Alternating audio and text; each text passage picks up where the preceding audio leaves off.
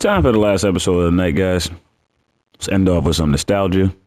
We got 2 good episodes before that. If you didn't tune in, we had Wheel of Fortune and we have GTA out right now. Tune in to those episodes. Please, thank you guys so much for subscribing, liking, commenting, sharing, everything. Thank you guys so much. So let me get into the intro. Good evening or good morning, ladies and gentlemen. I go by the name of Chris Vick, and welcome back to, what's that? The Game Lounge. Yes, indeed. Third episode of the night is Sonic Mania. I felt like we should end on a nostalgic note, just to go about ending the evening off. I hope you guys enjoyed the episode and my commentary. I love every single one of you guys. Thank you so much. You're at 150. Somebody unsubscribed. But I always take the unsubscription as if you lose 1, you will gain 2. So that's positive. That's the positivity that I'm going for whenever I do that. So with that being said, our last episode, we had ended off in Studiopolis, and we're going to continue trying to get that magical emerald that Eggman got with his little egg buddies. Fucking omelets. So I had realized in the first episode I did that the volume was stupid loud. Like the music almost overtook my voice. So I went to the options menu and I fixed that.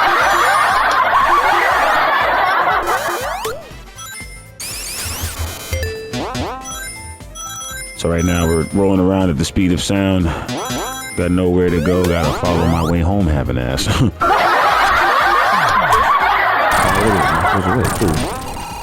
So anybody that played the original Sonic games knows that they were difficult as fuck. And I feel like video games are challenging still, but I don't think that they still have the same like creativity. Now, hear me out. So a lot of the games that do have a lot more of the best creativity are the indie games, which are the ones that are made by like outside developers that choose to just share their products on platforms. So there's people who make a lot of indie games on Steam, and they do a really good job at just manifesting the desire that a gamer wants out of a game, or at least what they desire.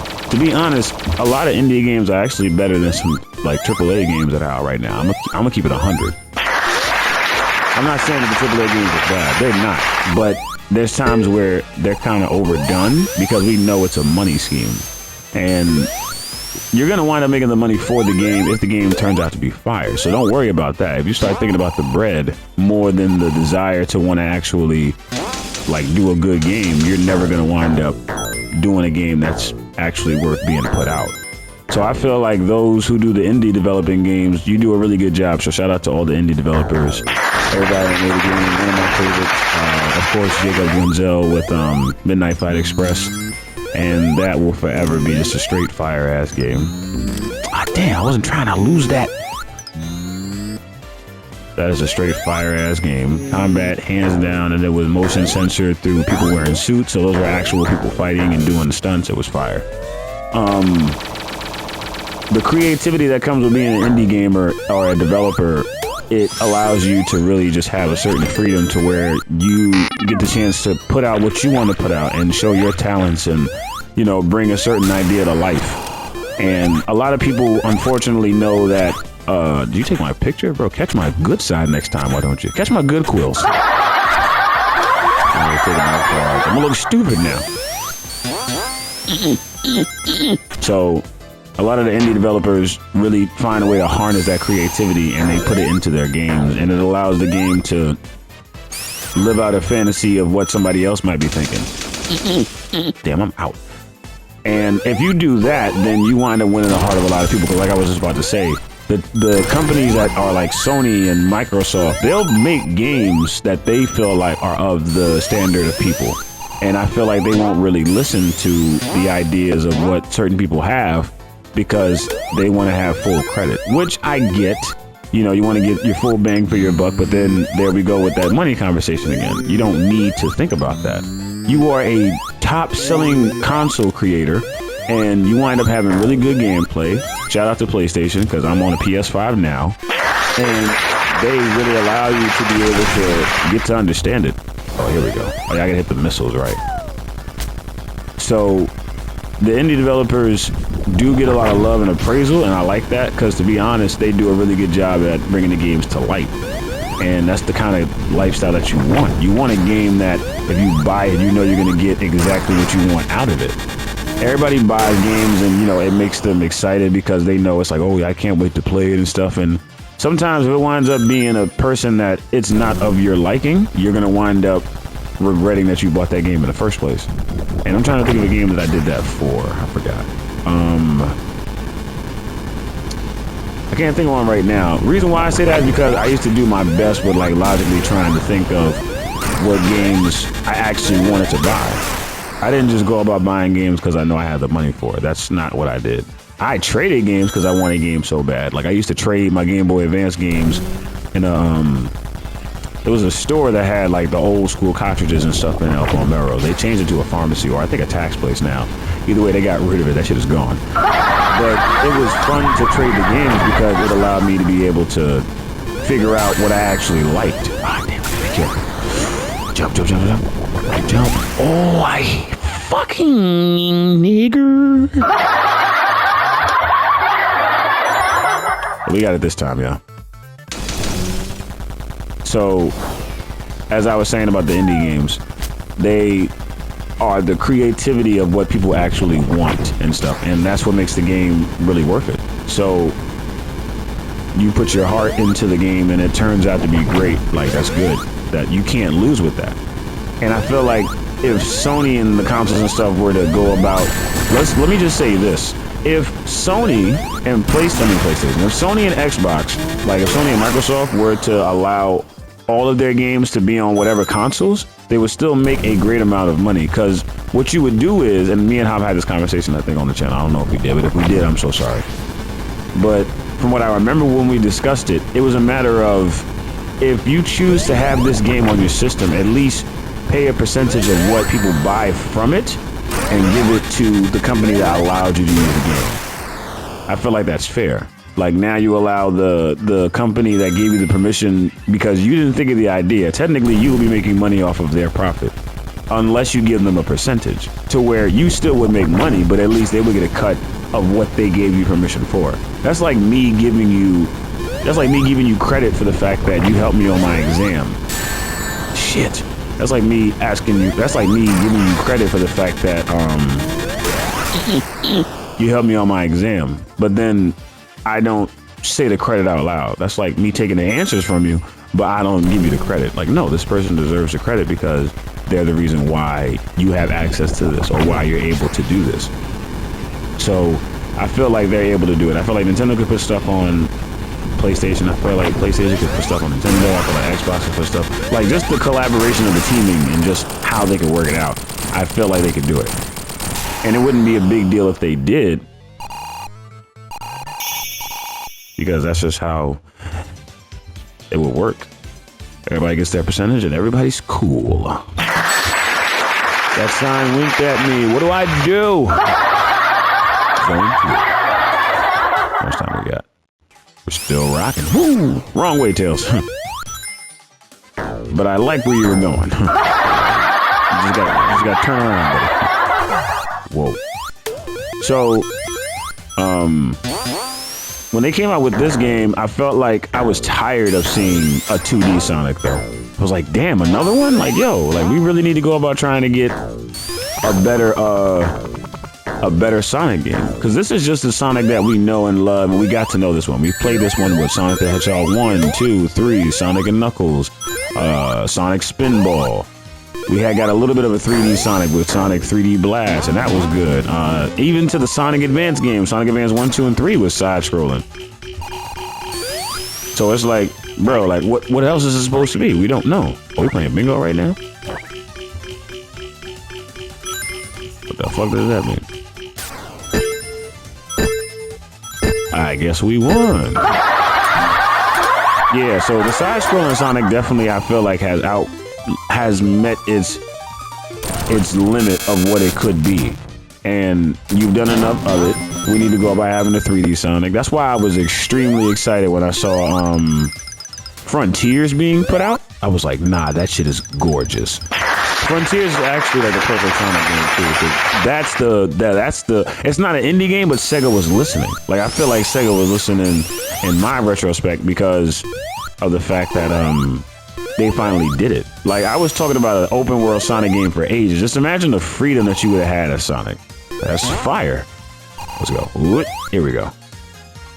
It'd have been like super dope, and they wind up doing it. So I was extremely excited, and I was like, yes, like I was waiting for this, because the 2D Sonic games wind up having a charm to them that wind up slowly dying out because I've played so many repetitive games of them. And as good as they were, it wasn't enough for me to stay around and be, oh, again? All right, let's spin it. Ooh.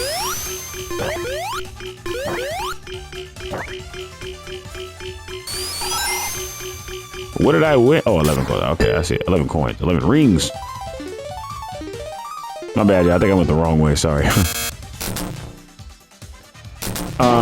Sonic Frontiers is definitely dope. The storyline was immensely beautiful. I don't know if you guys seen it. I'm not going to spoil it. But it was a really good game. And I feel like Sega really found the right way to utilize that idea of just darkness. And I feel like we should have had something like that ages ago.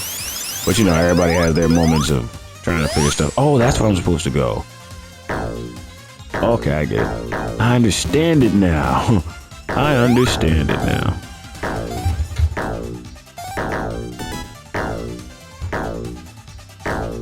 I'm not gonna stay here all day just jumping around. I got shit to do. I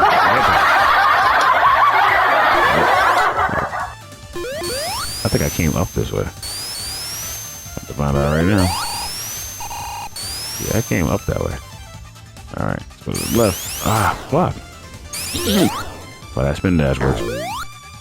Yeah, so Sonic Frontiers definitely got it right. They brought the atmosphere of you realizing that sometimes the hero has to actually make sacrifices in order to, you know, save their friends or in order to do anything.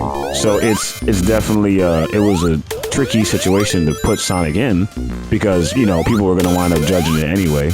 But at the same time, the fact that it was open world, like it felt like playing Breath of the Wild but as Sonic, and that was fire. Like people love Breath of the Wild. Why? Because of the fact that there was a mountain in the distance. You can go to that mountain. You can climb it. You can get resources from it. And you can find other mountains to climb and shit. You don't have to worry about just staying right here. There are various ways you can go about doing it. There's different mountains you can go to. There's a variety of enemies to fight. It was just a really good game. I felt like people wind up talking down about it because it was too dark. But then that was reality settling in for people to know that not everything is just cool with the Blue Blur. He's actually going through stuff. Eggman winds up putting him through a handful of PTSD-ass moments, and I see why Sonic smiles all the time. It might just be a cry for help. But I'm not sure. And if it is, then that's an even deeper, you know, deeper story to the plot. Because nobody would have expected Sonic to be like, you know, just sitting here to be depressed or something like that. Nah, it doesn't sound right. Like, he's happy because he just loves what he does. He's just he's like your friendly neighborhood hedgehog. So it's like, bro, yeah, he's cool. But when it came to how they did Sonic Frontiers, I was ecstatic about it. I mean, the 2D games, Sonic Advance series, the trilogy itself needs to be back on the Switch. I'm saying that now. I absolutely love that series. I would play the Sonic Advance series more than I would play the original series. And I know the original series is what gave you the blueprint in order to make that game. But it's made by the same people. It's by Sega and the Sonic team. So it's like, I'm still technically playing the same fucking game. Oh, the rank would have took me up. Okay. Here we go. I'm not doing it again, not now. So, you know, just kudos to them. And I don't know if Sonic's coming out with another game. They did the racing game recently. I feel like that's a bit of a stretch. Yeah, I could have came back out with Sonic Riders for all that. I don't know if anybody remembers Sonic Riders, but that game was everything. There was an edge to that game. There was a racing surfboard, like skating kind of game. You was able to do tricks and stuff like that. 51, nice. Fuck, I missed that thing. Man, this is a long ass pipe. Hey, yo. Yeah. So, it did a really good job with it. This one is a really good polished up version. It also allows the better music and stuff like that. So I love the fact that they did that too. I'm not mad at them for rebooting a game at all. That's not the problem. It was the fact that I feel like they didn't try hard enough to make something else. And the fact that you didn't make something else is what sucks, is because of the fact that, like, did you even try? Fuck. There was just no lack of effort. So it just felt like you just didn't care. But if you didn't care, then all you had to do was just let us know that, and we wouldn't even go about looking forward to a game. But since they made it, it was like, oh shit, dope. So shout out to the indie developers when it comes to the games too. Like I said, Midnight Fight Express is my shit. I think Sifu is an indie game. Spark the Electric Jester and this Sonic game. Shout out to all of them. You want us to get on this flying battery? Sure. Let's figure it out. Next time on the Game Lounge. Got him. I'm not doing that right now. It is 2:29 in the morning. I'm getting ready to go to bed. I had a really dope ass day. Shout out to my family. We had a good day today. Big bro Flynn from Atlanta. That's his name. We had a good time outside, just chilling. That's why I'm recording so late. 3 episodes, 1 night, just for you. I love you guys. I hope you enjoy it. Please like, comment, and subscribe. Any game ideas you might have, send them to us. We would definitely love to try them out. You guys enjoy the rest of your night. I'm sleeping until like 12 o'clock tomorrow. Fuck that. You guys enjoy the rest of your night. And until next time, game it till you sleep.